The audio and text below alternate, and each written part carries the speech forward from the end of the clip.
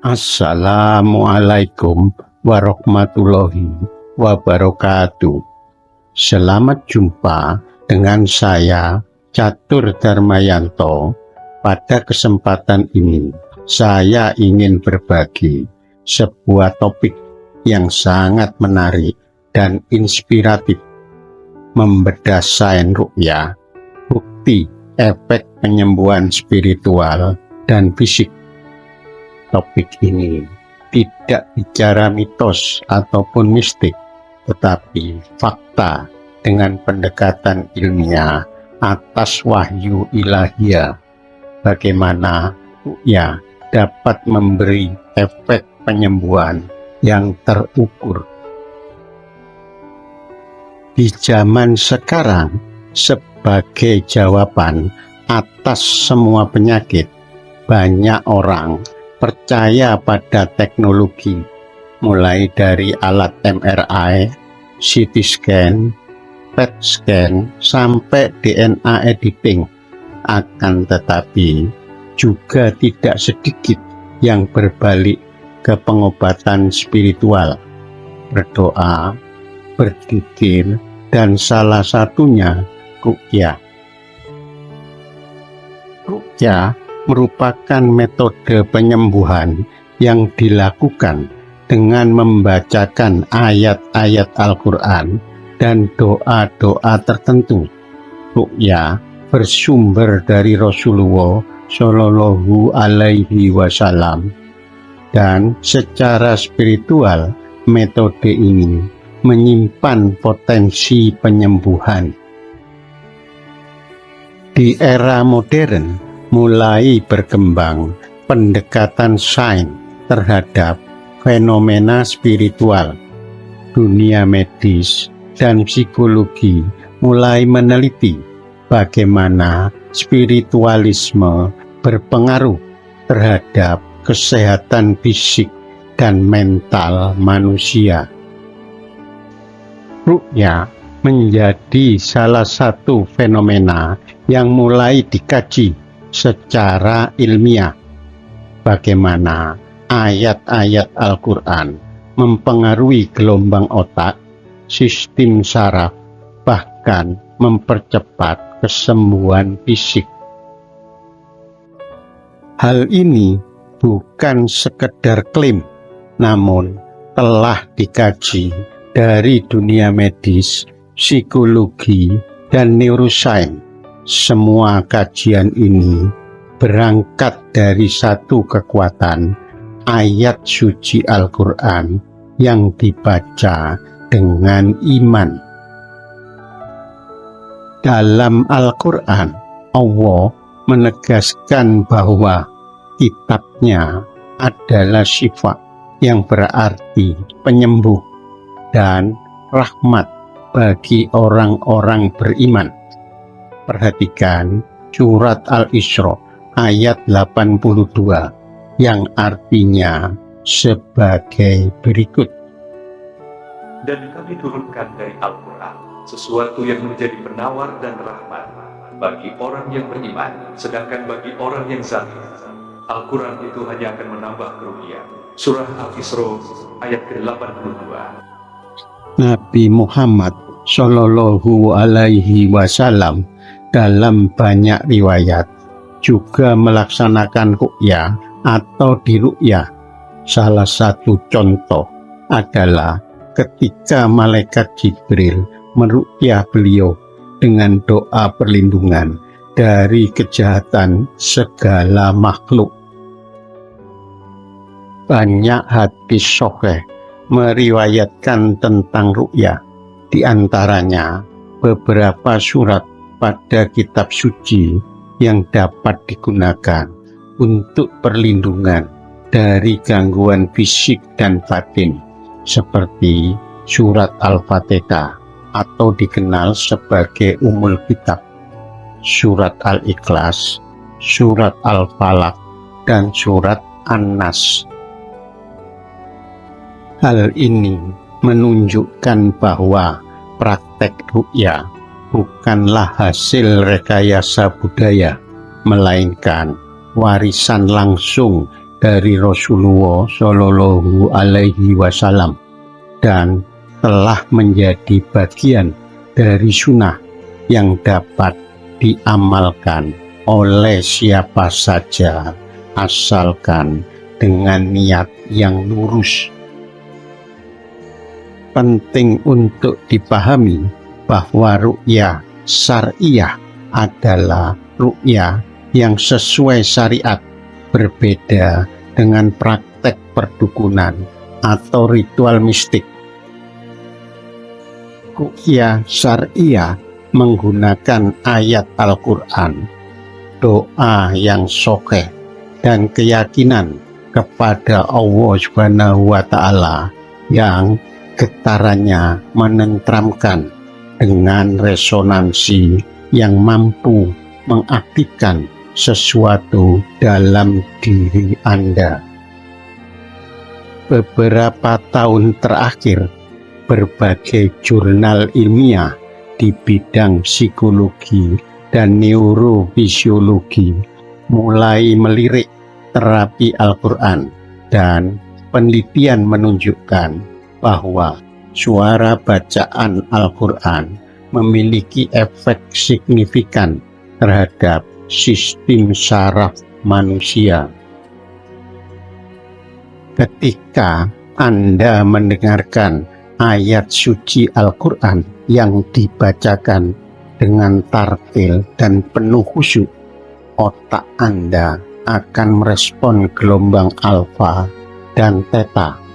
Kedua gelombang ini adalah sinyal bahwa Anda sedang dalam keadaan relaksasi mendalam, layaknya orang yang sedang meditasi atau menjelang tidur. Dan pada fase ini, tubuh melepaskan hormon anti-stres seperti serotonin dan endorfin.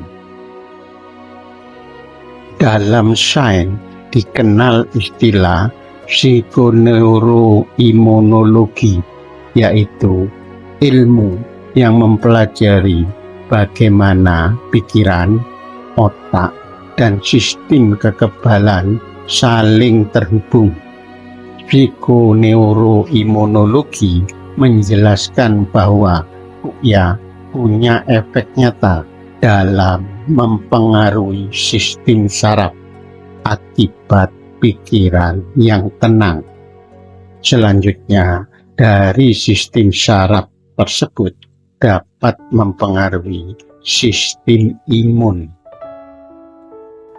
Jadi, saat Anda tenang karena mendengarkan bacaan ayat suci, tubuh Anda juga ikut berobat dari dalam. Dalam dunia medis, peristiwa ini dikenal sebagai respon relaksasi, dan saat ini metode seperti ini telah digunakan dalam terapi depresi, kecemasan, dan gangguan tidur. Ru'yah dapat diibaratkan vitamin spiritual yang masuk lewat telinga, selanjutnya menenangkan otak dan memperkuat sistem imun. Dalam jurnal psikologi Islam dan neuroscience diketahui beberapa penelitian sebagai berikut. Pertama, penelitian yang dilakukan pada kelompok mahasiswa yang sedang menghadapi tekanan akademik tinggi dan beberapa pasien insomnia kronis. Setelah diterapi dengan metode mendengarkan murotal Al-Quran selama 30 menit tiap malam, lebih dari 70% partisipan menunjukkan penurunan hormon stres atau kortisol secara signifikan. Bahkan terhadap pasien insomnia bisa tidur nyenyak.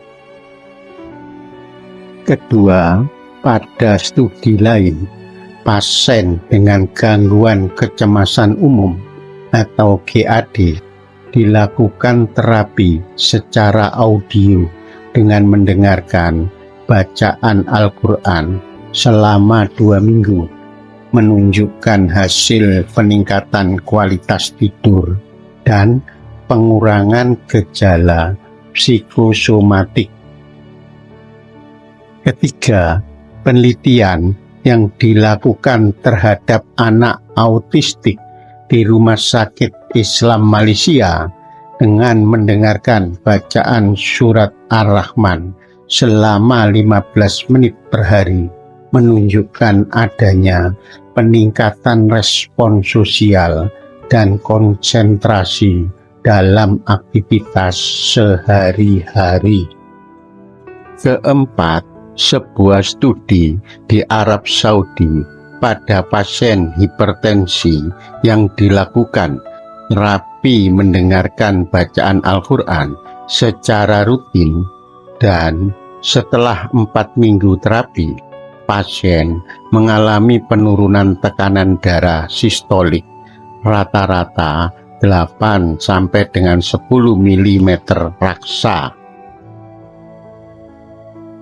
Beberapa rumah sakit di Indonesia, Malaysia, bahkan Timur Tengah mulai menggabungkan terapi Al-Quran dengan psikoterapi sebagai bentuk complementary healing atau terapi pelengkap, bukan sebagai pengganti obat, namun sebagai tambahan perlakuan guna menyeimbangkan jiwa dan raga.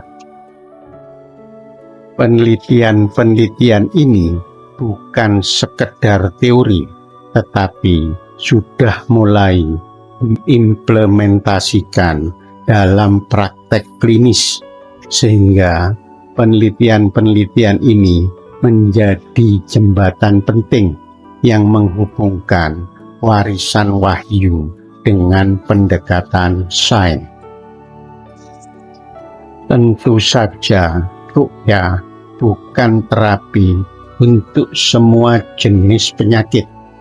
Ruqyah memiliki potensi penyembuhan besar apabila dilakukan pada pasien penderita penyakit gangguan psikis, gangguan kejiwaan ringan, dan kelelahan spiritual.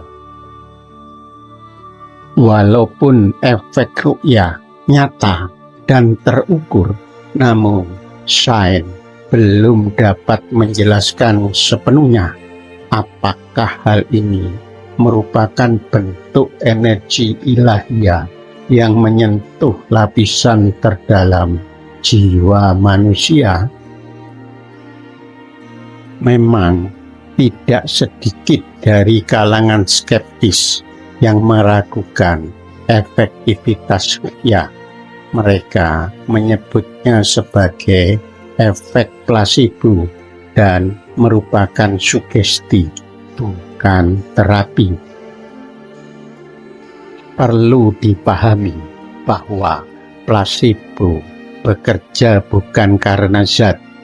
Placebo bekerja karena sugesti atau keyakinan. Namun, perlu diketahui juga bahwa keyakinan atau keimanan dalam Islam adalah kekuatan penyembuh terbesar. Adanya keyakinan yang disertai bacaan firman Tuhan ternyata dapat menyembuhkan, maka dapat diartikan bahwa placebo itu sendiri adalah bukti ilmiah. Hal ini menunjukkan adanya titik temu antara sains dan iman. Saat ini, dunia barat pun mengakui kekuatan penyembuhan lewat spiritual. Bedanya, mereka pakai yoga dan meditasi. Islam punya ruqyah yang lebih lengkap, lebih dalam dan bersumber dari wahyu ilahi. Ruqyah bukan saingan dunia medis, namun merupakan pelengkapnya. Bagi yang skeptis, ruqyah bisa dilihat sebagai bentuk terapi psikologis spiritual. Namun, bagi yang beriman, ruqyah adalah energi ilahiyah yang menyentuh lapisan jiwa yang terdalam. Kita dapat menjembatani kedua bentuk terapi ini karena Allah tidak pernah melarang sains. Bahkan Islam sendiri adalah agama yang memuliakan ilmu pengetahuan. Apabila sains adalah jalan rasional, maka iman adalah jalur transendental. Jadi, bila keduanya digabung, hasilnya akan luar biasa. Kesimpulan, ruqyah mengambil peran penting karena tubuh tidak hanya terdiri dari daging dan tulang, namun di dalamnya juga ada ruh atau jiwa. Peran ruqyah mampu menyeimbangkan sistem internal dengan memperbaiki getaran tubuh, menguatkan imun, dan menenangkan jiwa yang resah.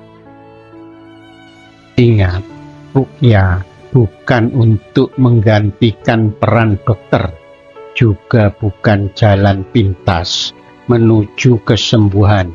Ruqyah hanya bentuk ikhtiar spiritual yang dilakukan berdampingan dengan pengobatan medis.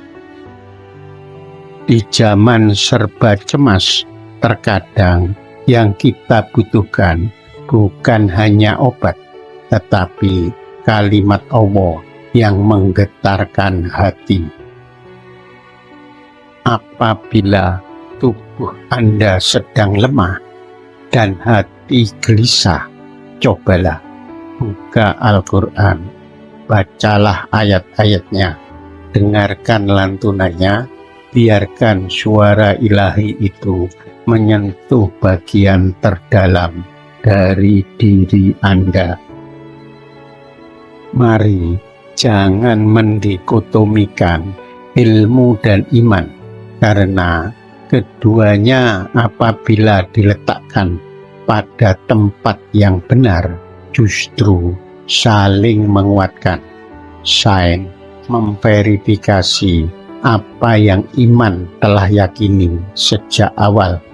Mari kita tutup dengan doa. Ya Allah, jadikanlah bacaan Al-Quran sebagai cahaya hati kami, penenang jiwa kami, dan obat atas segala penyakit kami. Satukanlah langkah kami dalam iman dan ilmu, agar kami tidak hanya sembuh, tetapi juga semakin dekat kepadamu. Kuatkanlah iman kami, luruskanlah ikhtiar kami, dan sembuhkanlah kami dengan cahaya wahyu-Mu. Amin ya Robbal Alamin. Terima kasih atas perhatian dan supportnya selama ini. Ingat, apabila Anda sedang diuji dengan penyakit, jangan ragu untuk berobat ke dokter. Namun, juga jangan lupa untuk membaca dan mendengarkan ayat-ayat Al-Quran. Karena bisa jadi di antara ribuan obat di dunia ini ada satu yang datang dari langit, dan itu adalah firman-Nya. Ruqyah adalah jembatan penghubung antara hati dan rohnya, dan hari ini sains mulai membenarkannya.